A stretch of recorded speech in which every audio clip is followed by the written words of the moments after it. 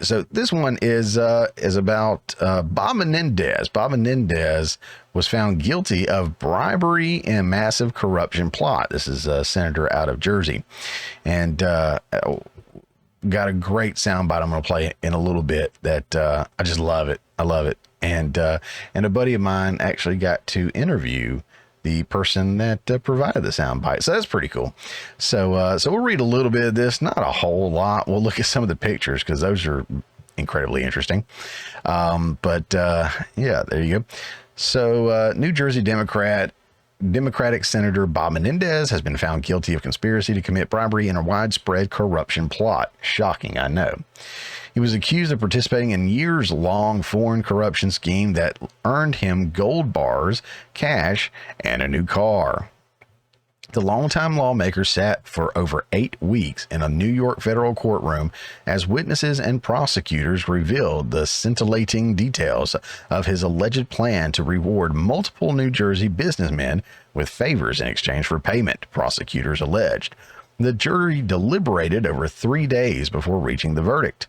On Tuesday, they found Menendez guilty on all 16 counts against him, including acting as a foreign agent. That's a big one, by the way.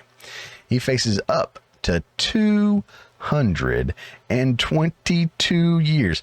Let me holler at you again. 222 years in prison for his crimes. Stick that in your pipe and smoke it.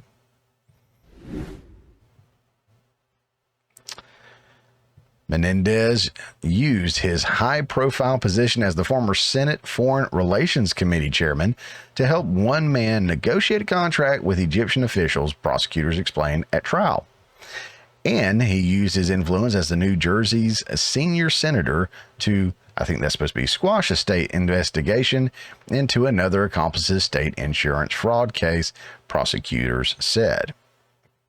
Menendez's defense, meanwhile, argued the Democrat had a fear of going without, and his Cuban heritage is as the reason he stored gold and hundreds of thousands of dollars in cash at his home.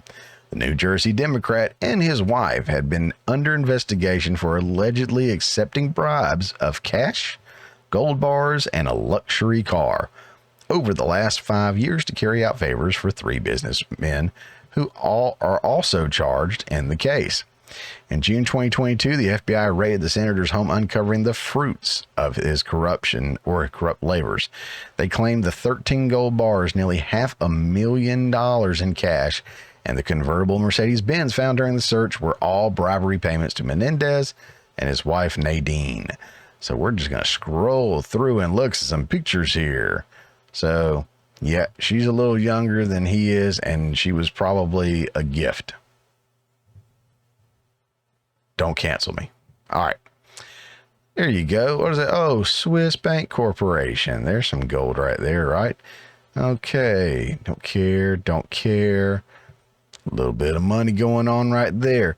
So because he's got a Cuban background, he didn't want to go without, so he kept all that cash laying around and gold bars laying around and took all the bribes and everything, I guess.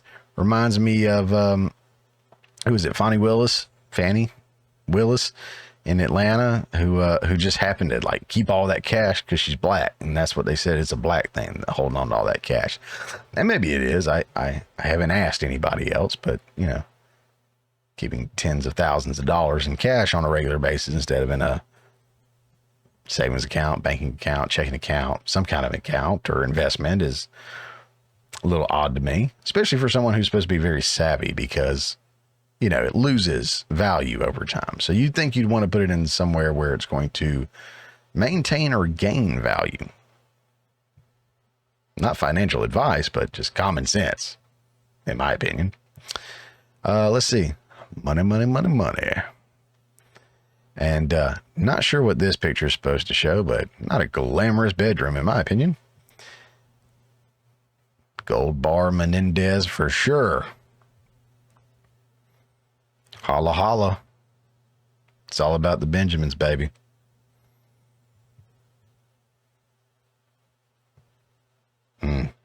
Hiding it everywhere.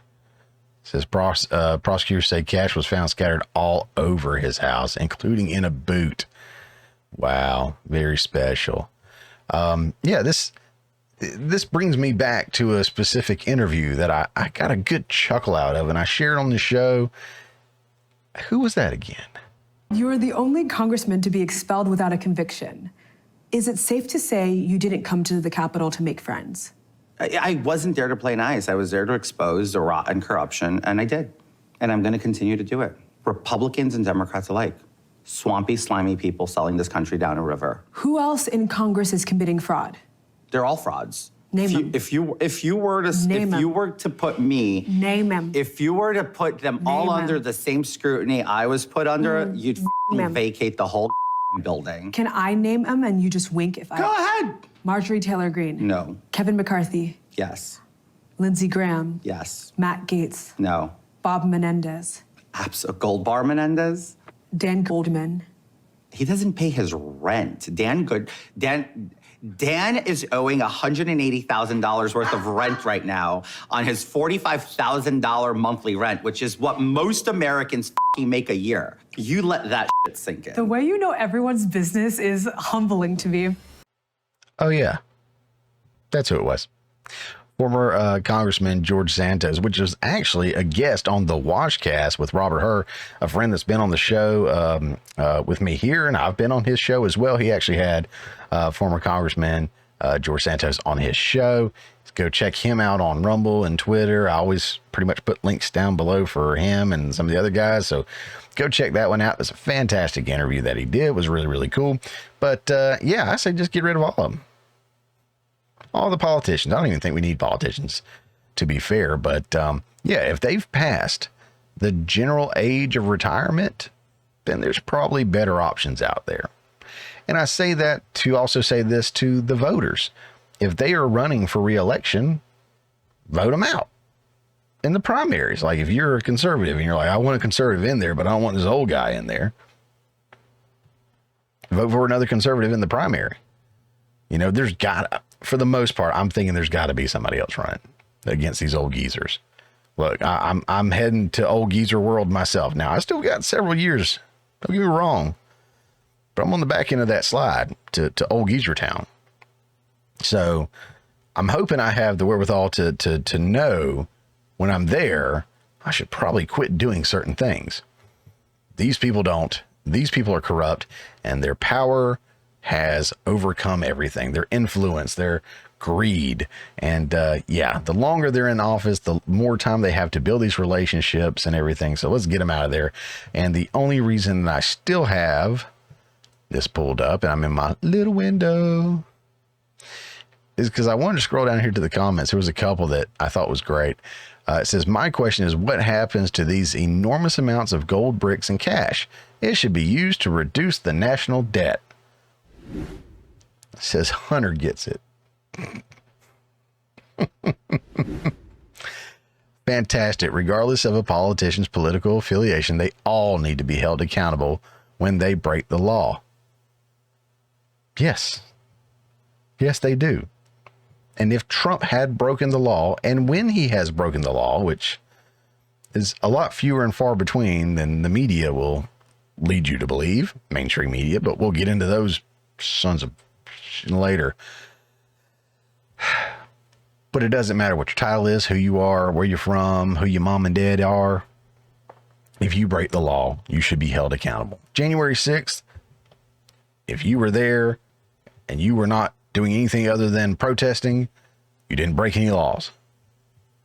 If you even went into the building, from my understanding, you still didn't break a law because it's a public building. People were opening the doors, letting people in. There's a great case to say you didn't break the law. Now, if you went in there and you damaged something, if you were breaking windows, if you were fighting with the police, you deserve to be charged and punished and pay for your crimes. I don't care if you're conservative or not. The law's the law. Let's follow the law. Let's hold everybody to the same accountability under the law. Just my humble yet accurate opinion.